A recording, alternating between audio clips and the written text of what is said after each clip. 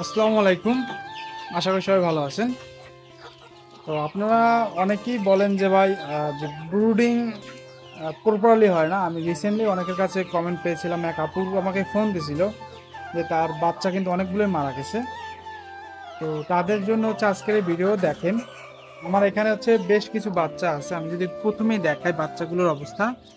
এগুলো হচ্ছে সব কিন্তু দেশি মুরগির বাচ্চা। মাশাআল্লাহ কিন্তু এতটাই সুন্দর হয়েছে বাচ্চাগুলো, আপনার আসলে ভাষায় প্রকাশ করার মতো না। দেখেন কত সুন্দর মুরগির বাচ্চা, মানে এটা আপনি যদি সামনাসামনি না দেখেন আসলে কল্পনাই করতে পারবেন না। আল্লাহ পাকের অশেষ রহমতে আমার বাচ্চাগুলো এবার আসলে সব বাচ্চাগুলোই কিন্তু অনেক ভালো হয়েছে। দেখেন দৌড়ুদৌড়ি শুরু করে দিচ্ছে। তো এরা হচ্ছে গতকালকে রাত থেকে আসলে ফুটতেছিল। তো ওদের অলরেডি প্রায় 24 ঘন্টা আপ হয়ে গেছে, 30-35 ঘন্টা হয়ে গেছে। ওরা এতক্ষণ হচ্ছে কিন্তু ইনকিউবেটরের ভিতরেই ছিল, মাত্র বের করছি। তো আপনারা অনেকেই বলেন যে মুরগির বাচ্চা বের হওয়ার পর আসলে খাবার দিতে হবে বা কি দিব, তারা আসলে কনফিউশনে থাকেন। তারা একটু খেয়াল করে আমার কথাটা শুনেন। অলরেডি হচ্ছে 30 থেকে 35 ঘন্টা আপ হয়ে গেছে, আমি ওদেরকে কিন্তু এখন পর্যন্ত কিচ্ছু দেইনি। কিন্তু কিন্তু আপনি যদি খেয়াল করে দেখেন, মুরগির বাচ্চাগুলো কিন্তু এখন পর্যন্ত অ্যাক্টিভ আছে এবং সুস্থ আছে। প্রথমত আপনাকে জানতে হবে যে মুরগির বাচ্চা ফোটার পর থেকে আগামী 24 থেকে 48 ঘন্টা ওরা না খেয়েও থাকতে পারে।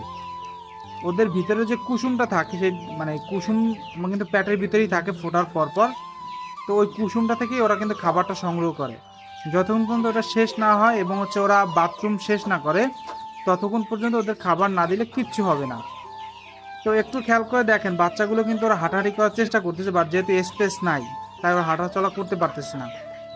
আর এইখানে একটু খেয়াল করে দেখেন, আমার এখানে হচ্ছে আমার এই যে ব্রুডার আছে, আমি এখানে হচ্ছে হিট বাল্ব ইউজ করতেছি। আমি কোনো লাইট দিতেছি না, কারণ হিট বাল্বটার একটা সুবিধা হচ্ছে কি ওরা খুব দ্রুত আসলে ওর এরিয়াটা কিন্তু গরম করতে পারে। একটু কাছে নিয়ে যদি আমি আপনাদেরকে দেখাই, দেখেন এটা হচ্ছে কিন্তু আমার যে ব্রুডিং করার স্পেসটা। এখানে হচ্ছে আমি 65 পিসের মতো হচ্ছে ব্রুডিং করব। আমি একটু বেশি স্পেসই রাখছি, এর কারণটা হচ্ছে যেহেতু এটা হিট বাল্ব, মানে জায়গাটা আসলে গরম হয়ে যাবে খুব দ্রুত। তো আপনি যদি 65 পিস বা 70 পিস আপনি যদি মুরগি আপনার ব্রুডিং করেন, সেক্ষেত্রে হচ্ছে আপনার মিনিমাম হচ্ছে আপনার 200 ওয়াট একটা লাইট দরকার হবে এখানে। কারণ হচ্ছে আপনি অথবা 100 ওয়াট, তার সাথে হচ্ছে 60 ওয়াট দিতে হবে। একটা মুরগির জন্য হচ্ছে 2 ওয়াট সবসময় বরাদ্দ করতে হবে। মানে আপনার যদি 100 পিস মুরগি হয় তাহলে হচ্ছে আপনার দিতে হবে 200 ওয়াট। ঠিক আছে, তো এই জন্য হচ্ছে আমার এখানে 120 ওয়াট দরকার বা 130 ওয়াটের মতো দরকার আছে এখানে। কিন্তু আমার কাছে যেহেতু হিট বাল্ব আছে, এই জন্য হচ্ছে আমি হিট বাল্বটা দিব। এতে হবে কি আমার মর্টালিটিটা অনেকাংশে কমে যাবে। আমার এখানে কিন্তু মর্টালিটি হয়ই না। আপনারা যারা প্রিভিয়াস ভিডিও দেখেছেন তারা কিন্তু সবাই জানেন আমার এখানে কিন্তু মর্টালিটির কোনো চান্সই থাকে না। এটার রিজন হচ্ছে একটাই, সেটা হচ্ছে তাপের জন্য। কারণ প্রথম আপনার 7 দিন আপনার যারা তাপের কিন্তু একটা চার্ট আছে, এই চার্ট অনুযায়ী কিন্তু আপনাকে তাপ দিতে হবে। যেমন প্রথম দিন হচ্ছে আপনার 34 থেকে 35 ডিগ্রি, তারপরে আস্তে আস্তে 32 ডিগ্রি, 33 ডিগ্রি এরকম কমতে থাকে, 31 ডিগ্রি এরকম কমতে থাকে। ঠিক আছে, তো এই জন্য হচ্ছে আমি প্রথম 2 দিন হচ্ছে এই হিট যে ভাল্বটা আছে 250 ওয়াটের, এইটা ইউজ করবো। তারপর হচ্ছে আমি লাইট ইউজ করবো। এতে হবে কি আমার হচ্ছে বিদ্যুৎটা যে সাশ্রয়ী আছে এটাও হয়ে যাবে, প্লাস হচ্ছে আমার বাচ্চার যে মর্টালিটি এটাও কিন্তু কমে যাবে। কারণ প্রথম 2 দিনের ভিতরে হচ্ছে আপনার মুরগির যদি নাভি কাঁচা শুকাইতে না পারেন, তাহলে হচ্ছে সেই বাচ্চা কিন্তু মারা যাবে। তো আমি হচ্ছে এখানে হচ্ছে পেপার দিয়ে দিছি। তো বাচ্চা ছাড়ার আগে মিনিমাম 15 থেকে 20 মিনিট আগে হচ্ছে আপনার এই মানে ব্রুডার যা আছে সেই যে ব্রুডারটা আপনার জ্বালাই দিতে হবে। এবং বাচ্চা পাওয়ার সাথে সাথেই হচ্ছে বাচ্চা কখনোই ব্রুডারে ছাড়বেন না।